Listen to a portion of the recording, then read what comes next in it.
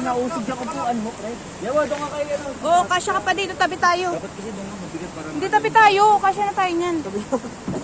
Bon, dito ka, tabi tayo para pantay.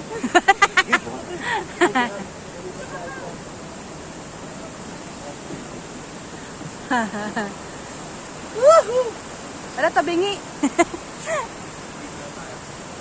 Patay mo na. Jello! O si Jello?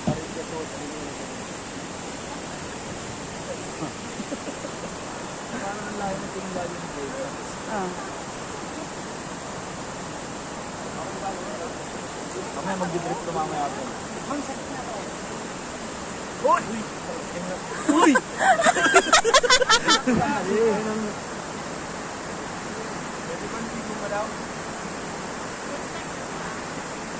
Walang kato din, no? Uy! Uy! Uy! Kataon mo! Huwag ka kasi makulit. Lalong pag makulit eh. Uy! Uy!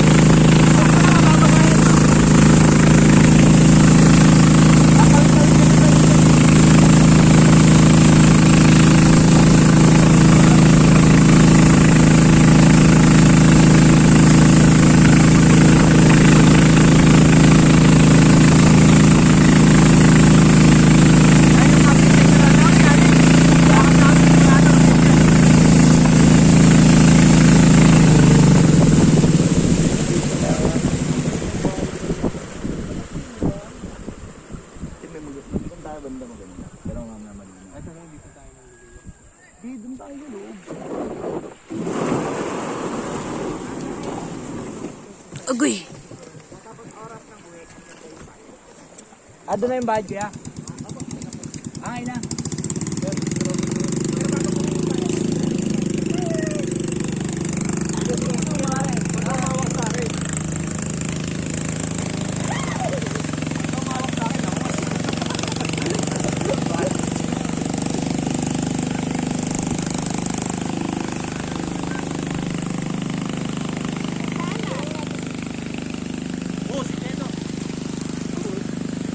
Para mag-swimming ka na, be, agad. Talon na si Jello eh. Pre, nakawaya pre. Nakawaya ka.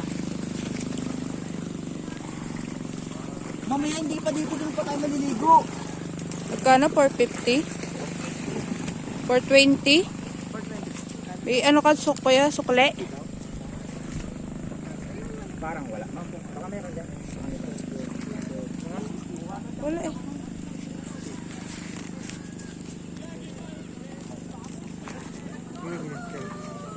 Kulang pa ng ano? 420? 120. 420. Eh po yung camping area sir. 120 na lang. Ano mo na lahat? Oh, pre.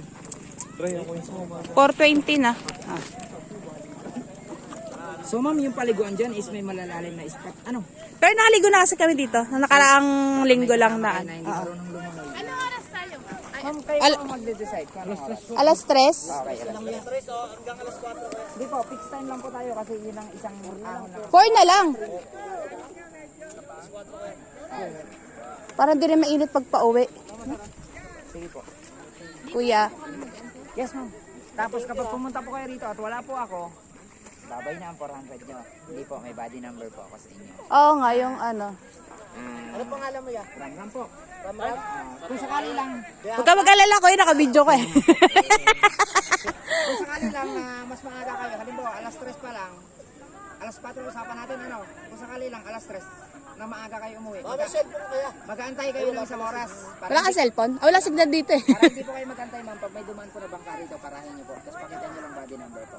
Ah, sige. Sabihin niyo na napapasundo na kayo. Para pag Ah, okay, kung nandun ka, di ba? Kung nandun. Ah, sige, sige. Okay. kayo mag-aantay. Ano? Okay, okay, okay. Okay. Oo, pwede naman kasi kung doon siya nakaabang, tapos may pap... Oo, kaya. Sige, salamat. Kasi baka nag-aantay siya na pasero doon. Kasi nag-aantay tayo dito. At least alam niya. Lo. Diyan nga lang sila naliligo eh, no? Sa gitna.